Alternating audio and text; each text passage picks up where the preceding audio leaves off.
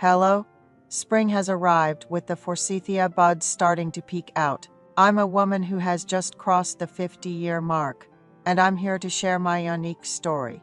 Honestly, I've not been very fortunate with men, but later in life I found true love. And that person is, quite unexpectedly, my in-law. Growing up, my family was incredibly poor, barely managing to graduate middle school, while the more affluent kids went on to prep schools for college. High school was a luxury I couldn't afford. I was a good student, but my parents couldn't financially support me. They believed college was only for my brother, sparing every dime for him, despite my desire to study. I couldn't pursue high school due to our financial struggles. With my parents working hard, the thought of attending an academic high school was out of the question. So, at a young age, I started working in factories. Although it was challenging to find one that I could handle at such a tender age. In middle school, I had a friend named Emily, who was keenly aware of my situation. She mentioned her aunt knew many people and could help me find a job. Eventually, through her aunt's recommendation, I landed a job at a factory. Working diligently alongside Emily, I soon turned 20. Emily had a brother and kept saying what a great guy he was, suggesting she introduce us. Back then, unlike today's thriving dining culture with coffee shops and restaurants, meetings often took place in bakeries. The man I was introduced to seemed very cheerful. He worked at his parents' shop. His name was James. After introducing us, Emily said, "You two get along. I'll head home," leaving us alone. James asked, "Sophia, do you like driving?" with a voice as small as an ant's. I said, "Yes," to which he replied, "Great, let's go for a drive outside." James had brought his father's car. At that time, I had never ridden in anyone's car. My entire commuting experience was limited to city buses, and though I dreamed of saving up for a train trip, I hadn't even been on a train. Thinking about it, I was extremely poor. James drove skillfully, suggesting, "Shall we go see the ocean?" I knew I should call my parents, but I thought we would just go to a nearby beach and return the same day. Without contacting my home, I got into James's car. However, he headed towards the sea. When I asked why we were going so far, he said he wanted to take me somewhere with clear sea water and watch the sunrise together. I was naive. First, we went to a lake. "Let's take a look at the lake," he said, and while holding my hand, he looked into my eyes and said, "Let's make this work." Do you understand what I mean? My heart started racing. After meeting up after a Saturday morning shift, and as evening approached, we arrived in Monterey, leaving me anxious about when I would get home. James said, "Don't look at me like I'm some kind of bad guy. We're starting to see each other from today on," to which I replied a bit shyly, "Actually, you seem really approachable, James. I think we'll get along well." As the day turned to night, my stomach grumbled loudly. We ended up having dinner at a nearby restaurant. When I mentioned it was time to head home, he said, "I'm too tired from driving, it'd be dangerous to go back now." Thinking of my strict parents, I wanted to call them.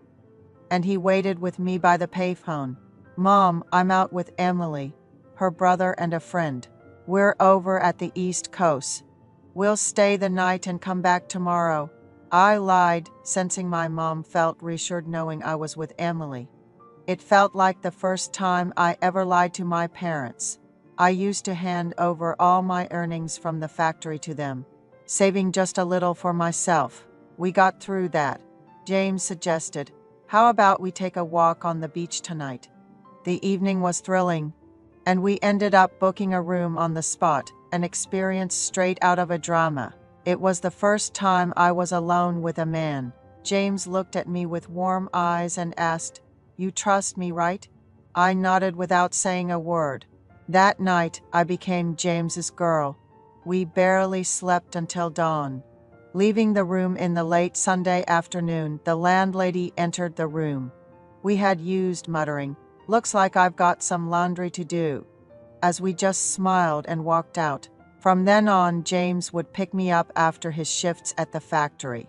We saw each other almost every day. He was learning wallpapering and even took up painting. During our sweet romance, I once had a meal with my friend Emily. She remarked, "Looks like things are working out for you too," a comment that lingered in my ears. Why would she set us up and then act jealous after that? Emily started to intrude more on our dates, and they began sharing stories without me. Since James was a friend of her brother's, and they lived in the same neighborhood, they had many shared memories. I've always been quick to catch on after all. I've been working under others since my teens. Hearing Emily say to James, "I loved the white day candy you gave me yesterday," was ridiculous. We were supposed to meet every day, but James had an urgent matter that day. Turns out, Emily had been harboring a crush on James for a long time. I thought to myself, would we really date? But when it turned out to be true, I guess she felt jealous. James then said, "Your gift is in the car," and gave me candy. When I told James, "If you're playing us both, let's end this right here," he and the other person just silently got into their car and left. I can't even begin to express how much I cried at home that day. I was introduced to this man by my best friend, and somehow, on the first day we met, I ended up being his girl, only to find out he was also seeing my friend. I felt so betrayed that I couldn't bring myself to go to work for several days. Then there was this sudden absence of what should have been a monthly occurrence. Waiting brought no news, so I visited the local clinic. The result was that I was pregnant. Seeing the vigorous heartbeat of the baby gave me a new sense of hope. I didn't reach out to James. I completely cut ties with Emily as well. With my parents' support, I raised my daughter. She was incredibly smart, perhaps inheriting it from me. She could do addition at a very young age, and if you taught her one thing, she'd learn 5. Eventually, I was introduced to a man by someone I knew. He was an older, wealthy man who had lost his wife. He felt for my situation and was eager to marry quickly, wanting to raise my daughter together. Fortunately, we got married before my daughter started elementary school, marking my first official marriage. His children were all settled and had been provided with enough to live comfortably. My daughter never missed being at the top of her class in school. She was my everything, my hope. During these happy times, my husband was diagnosed with cancer, not long after my daughter got accepted into a prestigious university. He was an older man but had always been in good health, so it felt like a bolt out of the blue. He left us a substantial inheritance before passing away in front of the whole family, without any disputes over his will. Our daughter, having been an exemplary student, deeply felt the absence of her father. I promised her, "Let's only hold on to the good memories of Dad. Let's try to be strong." I never expected what happened next. My daughter got a job at a major company and brought home a man after about 3 years, saying he was a new recruit in the same department. He was 2 years younger than her, but seemed very upright, and I heard his family background was good. My daughter dated him, and 2 years later, they were planning a wedding. The groom's father was quite the gentleman. However, the mother-in-law was absent. I learned she had sadly passed away 2 years prior. We exchanged contacts since we had to proceed with the wedding. Without a spouse on one side, the kids, being busy with work, suggested that if there were decisions to be made by the adults, we should communicate comfortably. Amidst the busy wedding preparations, I received a call from the groom's father wanting to discuss something about the wedding. We met at a cafe in the afternoon to talk it over. He was quite the gentleman about it. That day, we decided to move from our casual chat to grabbing a drink together. Since the trendy bars frequented by the younger crowd weren't an option, and my daughter was away on a business trip, I invited them over to my place. My in-laws seemed a bit hesitant, wondering if it was all right to come over.